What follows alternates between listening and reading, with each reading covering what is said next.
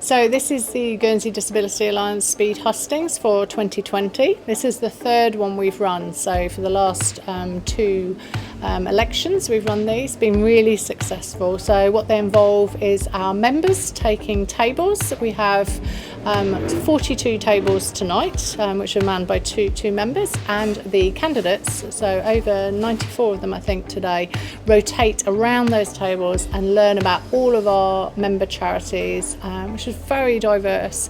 So anything from sort of autism, dementia, multiple sclerosis, to topic-based conversations like education, transport, inclusive sport, health, even eating, all the way through the spectrum of disability, carers, and how we get actively involved in the life in Guernsey. I think the first and most important point from the Guernsey Disability Alliance is the legislation.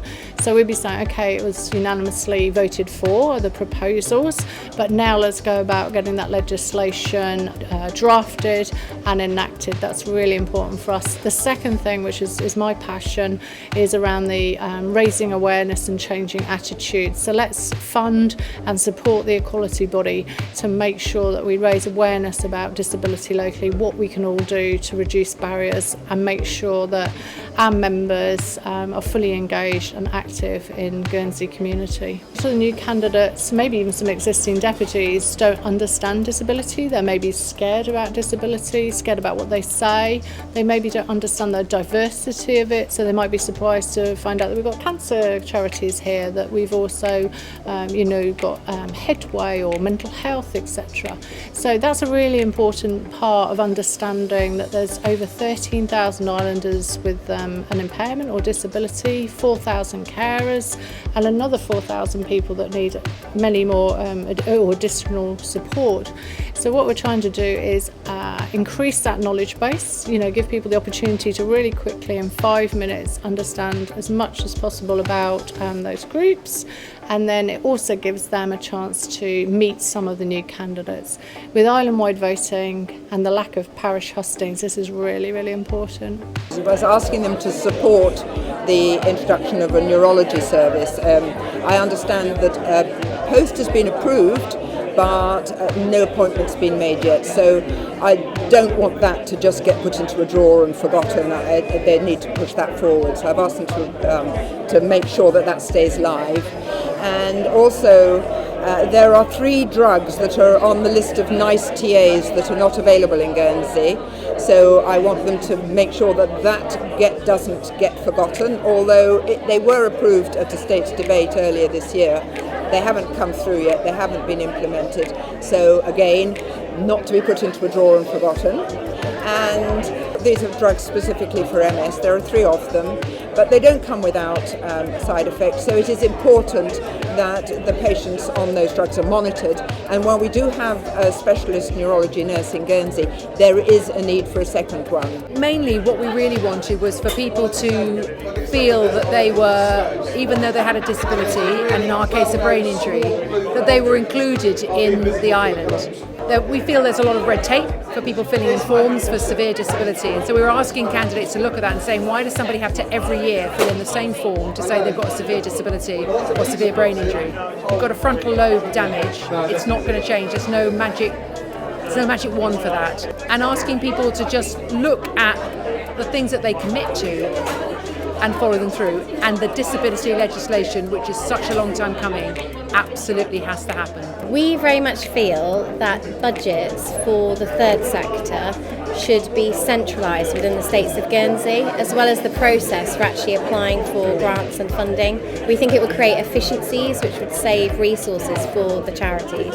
So really important is to see the anti-discrimination legislation drafted and passed within the proposed timeline. Also to have funding for an independent equality body. The States is the biggest employer and provider of services on the island, so having an equality body that's not independent is a massive conflict of interest, which is a huge issue. So we really want an independent equality body which aims to resolve issues without blame, raise awareness, help businesses. The third sector have been doing this amazing attitudinal changes within the community, raising awareness within the community of issues of discrimination for free for so many years. So what's really vital is that the states actually take on their role and are ambassadors for sort of fighting against discrimination and also creating a more inclusive society with equal opportunities for everyone. I think it probably centres around the issue of resources, and it's about making sure that if you set priorities that you actually allocate resources to meet those priorities. So for us it's around something called the Autism Framework, which sits within the whole disability framework, and it's just ensuring that we've got a great document which actually, if we can implement it, will make a real difference for people with autism on the island, but actually we need the resource to do that. And I think we're probably realistic, we know there's not a limitless pot, so it's about actually being confident about where your priorities lie, and if that's important to you to deliver, then you need to ensure the resources follow it. We have youngsters over here whose lives are on hold at the moment because they're waiting for the right drugs and treatments that are being prescribed for them on the NHS in England, but they're not available here. Our drug and treatments policy needs to catch up with the NHS. We send them over to be treated by specialist teams in the UK, yet we don't always listen to them. So what we want them to do is bring in the right drugs and treatments to give us parity with the NHS and give our youngsters a future, a healthy future. I think the key for the candidates is that learning. So they come here, they have a greater understanding around disability and carers. They've maybe taken away 2 or 3 key topics they think, wow, if I got in, I'd really like to tackle that in the next term. We've asked our members to talk to them about what they would be looking for, a commitment from new deputies and new assembly, thinking long term, maybe also short term, so they'd take that away. And if they don't get in, still great for another, obviously 50, 90 plus minus 38, another 60 odd people to know a little bit more, think a little bit more about what they can do to reduce barriers.